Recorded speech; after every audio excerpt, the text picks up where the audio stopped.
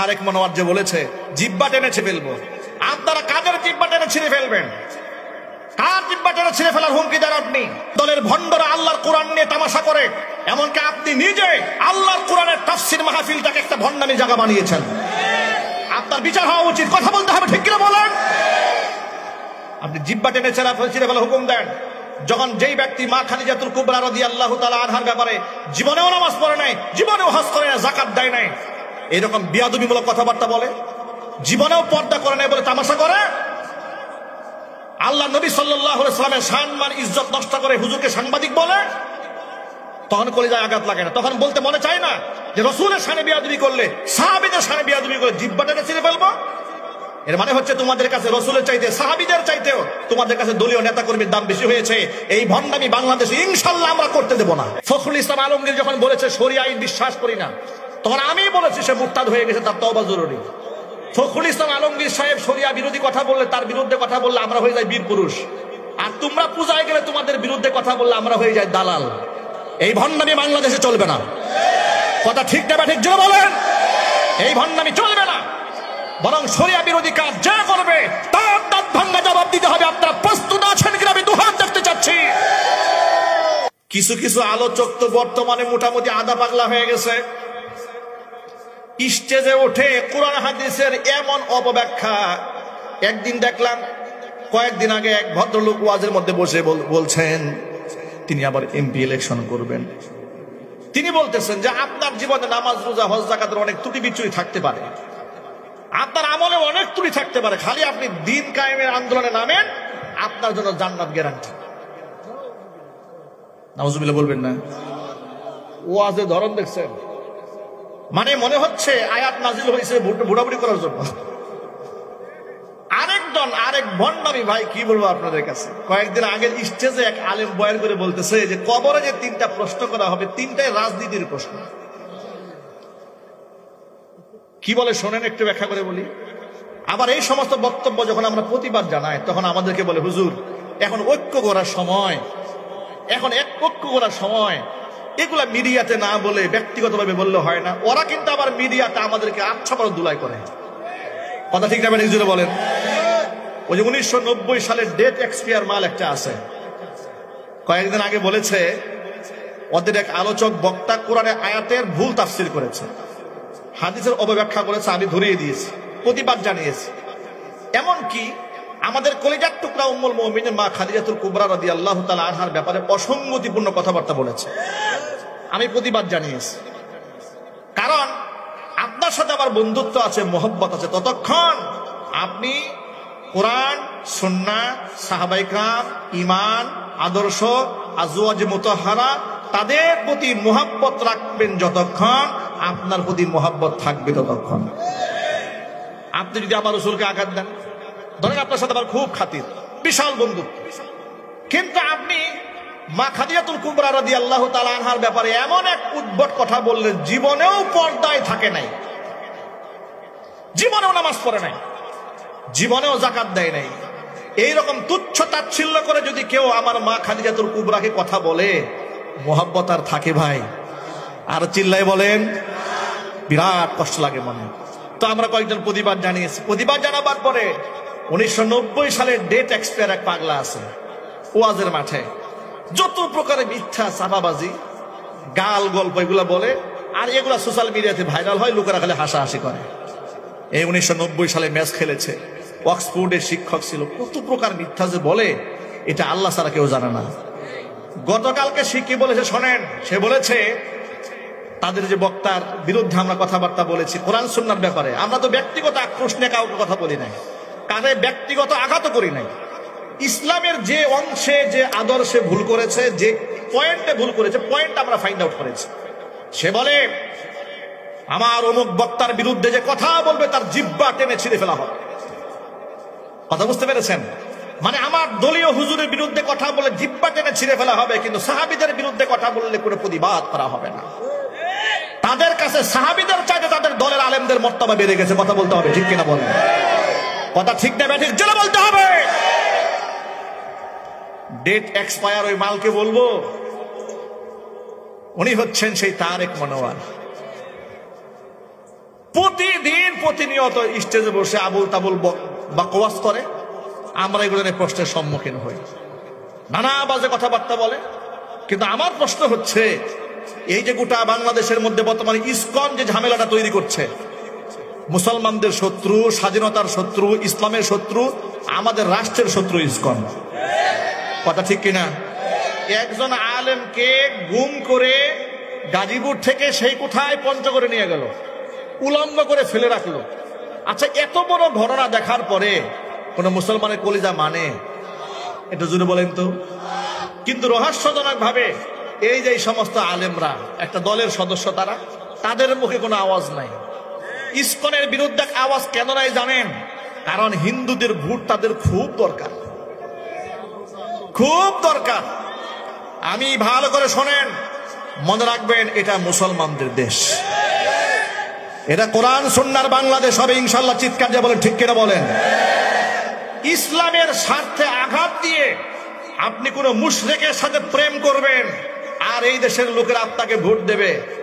আমি আপনাদেরকে ছোট্ট একটা এক্সাম্পল দেই। ছোটবেলা আপনারা লুডু খেয়েছেন? লুডু, হ্যাঁ, লুডু খেলার পেছনে এখনো খেলেন? এগুলো কেন খেলেন?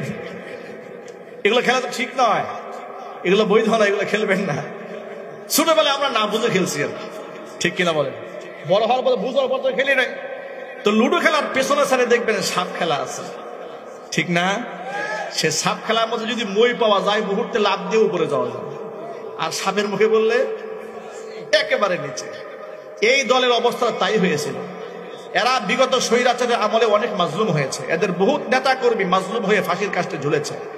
আল্লাহর কসম, মাজলুম ছিল বিদায় আমি মাহফিলে পর্যন্ত তাদের পক্ষে কথা বলেছি, কারণ তাদের অসংখ্য ব্যক্তিকে বিনা অপরাধে বছরের পর বছর কারাগারে আটকে রাখা হয়েছিল। শহীদ মাওলানা দিলওয়ার হোসেন সাঈদী রহমাতুল্লাহি আলাইহি শুধু জামাতের একক সম্পদ ছিলেন না, তিনি গোটা মুসলিম উম্মার সম্পদ ছিলেন। কথা বলেন ঠিক কিনা? সেই হিসেবে আমরা তার জন্য দোয়া করেছি, তার জন্য আমরা দোয়া করেছি। আর তার রেখে যাওয়া আমানত, সেই মাজলুম দলটি স্বৈরাচারের পতন হওয়ার পরে অবস্থা কি হয়েছে? এরা রোজার পূজা এক বানাই ফেলছে। এরা দলে দলে পূজায় যাচ্ছে, গত পূজায় গিয়েছে, আমরা প্রতিবাদ জানিয়েছি। এই জন্য আমার বলে আমি নাকি আওয়ামী লীগের দালাল।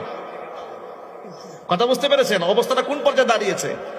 এদের জন্য স্বৈরাচারের আমলে দোয়া করে জেল খেটেছে, আবার এদের অন্যায়ের প্রতিবাদ করার কারণে বলে দালাল। আপনাদেরকে স্পষ্ট ভাষায় জানিয়ে দেই, আল্লাহর দ্বীনকে মোহাব্বত করি, আল্লাহর কোরআনকে মোহাব্বত করি, আল্লাহ রসুলকে মোহাব্বত করি, আপনাদেরকেও ভালোবাসি দ্বীনের জন্য।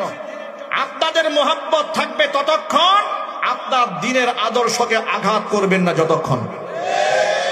আপনারা যদি আমার দ্বীনের মূলে আঘাত করেন, তো মোহাব্বত রাখবো কি দিয়ে? মোহাব্বত থাকবে কি করে? ওদের এই মাজলুম হওয়ার কারণে ওই যে লুডু খেলার মই বেয়ে ওরা একবার উপরে চলে গেছিল, কিন্তু এই পূজায় গিয়ে সাপের মুখে বসছে। কথা বলে না? এই পূজায় গিয়ে সাপের মুখে পড়ে একদম নিচে আসছে। ওরা তো মনে করেছিল যে 5% হিন্দুদের ভোটে আমরা ক্ষমতায় চলে যাব। ওরা 5% হিন্দুদের ভোট কামাই দিয়ে 50% মুসলমানদের ভোট খোয়াইছে। একদম পরিষ্কার বার্তা। রহস্যজনক ভাবে তাদের এই পূজায় অংশগ্রহণ করাটাকে তাদের দলের অনেক আলেমরা ব্যাখ্যা করে জায়েজ বানাবার চেষ্টা করেছে। আবার অনেক আলেম চুপ থাকছে, চুপচাপ, যে কোনো মতে পাস হয়ে যাই না, একটু আমরা পাস হওয়ার সুযোগ দেই না। কারণ আমরা আওয়ামী লীগের আমলে কথা বলেছি, বিএনপির বিরুদ্ধে কথাবার্তা বলেছি। ফখরুল ইসলাম আলমগীর যখন বলেছে শরিয়া আইন বিশ্বাস করি না, তখন আমি বলেছি সে মুরতাদ হয়ে গেছে, তার তওবা জরুরি। ফখরুল ইসলাম আলমগীর সাহেব শরিয়া বিরোধী কথা বললে, তার বিরুদ্ধে কথা বললে আমরা হয়ে যাই বীর পুরুষ। আর তোমরা পূজায় গেলে তোমাদের বিরুদ্ধে কথা বললে আমরা হয়ে যাই দালাল। এই ভণ্ডামি বাংলাদেশে চলবে না। কথা ঠিক না ঠিক জোরে বলেন? এই ভণ্ডামি চলবে না, বরং শরিয়া বিরোধী কাজ যা করবে তার দাঁত ভাঙা জবাব দিতে হবে। আপনারা প্রস্তুত আছেন কিনা আমি দুহাত দেখতে চাচ্ছি। মুসলমানেরা ওরা সাপের মুখে পড়েছে, বুঝতে পারছে না। আবার অহংকার করে অনেকে বলে হুজুরদের ফতোয়া দিয়ে আমরা রাজনীতি করি না। তাদেরকে বলবো আল্লাহর ওয়াস্তে অহংকার একটু কমান, অহংকার কমান। আল্লাহ আছেন, অহংকার করে কিন্তু অলরেডি ফেরাউন অলরেডি গদি হারিয়েছে। আর ফেরাউনের যে লেটেস্ট নাতিপুতি এরা কিন্তু দৌড় খেয়েছে। কথা ঠিক না ঠিক? অহংকার করা যাবে না। আমাদের মোহাব্বত ভালোবাসা সব হবে কার জন্য? আরো জোরে বলতে হবে কার জন্য? আমার প্রিয় ভাইরা, ওয়াজ মাহফিলের স্টেজে ওদের এই সমস্ত কুকর্মের ব্যাপারে মানুষকে সতর্ক যখন করি, ওরা আমাদেরকে বলে ওয়াজে না বইলা ব্যক্তিগতভাবে বলা যায় না। আমার প্রশ্ন হচ্ছে, আমরা প্রতিবাদ করলে ব্যক্তিগত প্রতিবাদ করতে হয়, ব্যক্তিগতভাবে বলার জন্য নসিহত করো। তোমার দলের হুজুর যে বলল যদি কেউ অমুকের বিরুদ্ধে কথা বলো জিহ্বা টেনে ছিঁড়ে ফেলবো, তার বিরুদ্ধে তোমরা নীরব কেন? এর মানে তোমাদের দলের কারো বিরুদ্ধে গেলে তোমরা ডান বাম তাকাও না, তারা কাফের, মুশরিক, বেঈমান, মুনাফিক ফেসবুকে লিখতে তোমরা পরোয়া করো না। আর তোমরা কোরআন সুন্নাহর মধ্যে আঘাত দিবা, আর তোমাদেরকে আমরা ঘরের মধ্যে বন্দি করে বলবো ভাই এই সরি বলে ফেলেন একটা, তা হবে না। তোমরা মিডিয়ার সামনে ভণ্ডামি করলে তোমাদের জবাব মিডিয়ার সামনে হবে। কথা ঠিক না? চিল্লায় বলেন। সুতরাং ওই ডেট এক্সপায়ার তারেক মনোয়ার যে বলেছে জিহ্বা টেনে ছিঁড়ে ফেলবো, আপনারা কাদের জিহ্বা টেনে ছিঁড়ে ফেলবেন? কার জিহ্বা টেনে ছিঁড়ে ফেলার হুমকি দেন আপনি? দলের ভণ্ডরা আল্লাহর কোরআন নিয়ে তামাশা করে, এমনকি আপনি নিজে আল্লাহর কোরআনের তাফসীর মাহফিলটাকে একটা ভণ্ডামি জায়গা বানিয়েছেন। আপনার বিচার হওয়া উচিত, কথা বলতে হবে, ঠিক কিনা বলেন? আপনি জিহ্বা টেনে ছিঁড়ে ফেলার হুকুম দেন, যখন যেই ব্যক্তি মা খাদিজাতুল কুবরা রাদিয়াল্লাহু তাআলা আনহার ব্যাপারে জীবনেও নামাজ পড়ে নাই, জীবনেও হজ করে নাই, যাকাত দেয় নাই, এরকম বিয়াদবিমূলক কথাবার্তা বলে, জীবনেও পর্দা করে নাই বলে তামাশা করে, আল্লাহ নবী সাল্লাল্লাহু আলাইহি ওয়াসাল্লামের সম্মান ইজ্জত নষ্ট করে হুজুরকে সাংবাদিক বলে, তখন কলিজায় আঘাত লাগে না? তখন বলতে মনে চায় না যে রাসূলের শানে বিয়াদবি করলে, সাহাবীদের শানে বিয়াদবি করলে জিহ্বা টেনে ছিঁড়ে ফেলবো? এর মানে হচ্ছে তোমাদের কাছে রাসূলের চাইতে, সাহাবীদের চাইতেও তোমাদের কাছে দলীয় নেতা কর্মীর দাম বেশি হয়েছে। এই ভণ্ডামি বাংলাদেশে ইনশাআল্লাহ আমরা করতে দেব না, এই ভণ্ডামি চলবে না। আপনারা রাজি আছেন কিনা তো হাত দেখতে চাচ্ছি।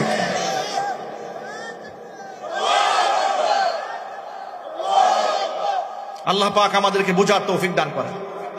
প্রিয় ভাইরা, আমার মূল কথায় ফিরে আসি।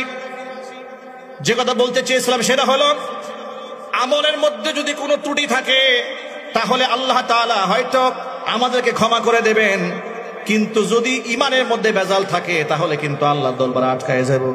এই জন্য ইমানের মধ্যে কোনো ভেজাল রাখা যাবে না। আল্লাহর আয়াতটা যেভাবে বিশ্বাস করেছেন সাহাবায়ে কেরাম, সেভাবে বিশ্বাস করতে হবে। ছোট্ট একটা এক্সাম্পল দেই আপনাদের সামনে। কোরআন মাজিদের সূরাতুল হুজুরাতের 2 নম্বর আয়াত নাযিল হয়ে গেল, ইয়া আইয়ুহাল্লাযীনা আমানু লা তারফাউ আসওয়াতাকুম ফাওকা সাওতিন নবী ওয়া লা তাজহারু লাহু বিল কওল ولا تجهروا له بالقول كجهر بعضكم لبعض أن تحبط أعمالكم وأنتم لا تشعرون। হে ঈমানদারগণ, লা তারফাউ আসওয়াতাকুম ফাওকা সাওতিন নবী, তোমরা তোমাদের কণ্ঠের আওয়াজ নবীর কণ্ঠের আওয়াজের উপরে উঁচু করবে না। ওয়ালা তাজহারু লাহু বিল কওলি কাজাহারি বাউদিকুম লিবাউদিন, একে অপরের সাথে চিৎকার শোরগোল করে যেভাবে কথাবার্তা বলো, নবীর সামনে শোরগোল করা যাবে না। যদি এটা করো তাহলে কি হবে? কেন করবে না? শোনো, আন তাহবাতা আমালুকুম ওয়া আনতুম লা তাশউরুন, তোমাদের অজান্তেই তোমাদের সমস্ত আমলনামা বরবাদ হয়ে যাবে। নবীর শানে বেয়াদবি আল্লাহ বরদাশত করেন না। আল্লাহ পাক বলেন, যদি আমার নবীর শানে এতটুকু বেয়াদবি হয়ে যায় তাহলে কিন্তু আমলনামা সব বরবাদ হয়ে যাবে। এই আয়াতটা নাজিল হওয়ার পরে আনসারী একজন সাহাবীর নাম ছিল সাবিত ইবনে কায়েস রাদিয়াল্লাহু তাআলা আনহু, হুজুরের সামনে মসজিদে নামাজে আসাই বন্ধ করে দিলেন। হুজুর জিজ্ঞেস করলেন, সাবিত ইবনে কায়েস কোথায়? সাদ বিন মুআজ রাদিয়াল্লাহু তাআলা আনহু দাঁড়িয়ে বললেন, নবীজি আমি তার বাড়ি চিনি, তার খোঁজ খবর আমি জানি।